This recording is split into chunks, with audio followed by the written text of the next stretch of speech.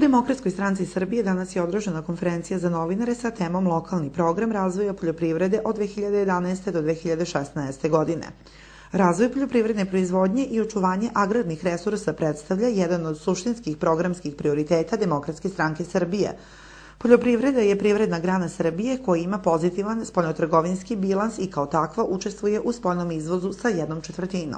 Većinsko stanovništvo našeg grada je seosko stanovništvo, znači da živi u seoskim sredinama, a tradicija takvog stanovništva je uzgajanje povrtarskih proizvoda na zatvorenom prostoru za ranu upotrebu, takozvana plastenička proizvodnja, i uzgajanje povrtarskih proizvoda za nešto kasniju upotrebu na otvorenom prostoru za snabdevanje velikih tržišta i za industrijsku preradu.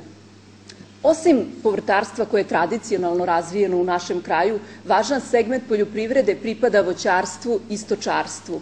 Po rečima Gordane Jovanović, važan segment poljoprivrede Leskovca zauzima voćarstvo u okviru kojeg dominiraju višnja, jagoda, malina, kao i stočarstvo u okviru koga dominiraju tovna junad i mlečne rase goveda.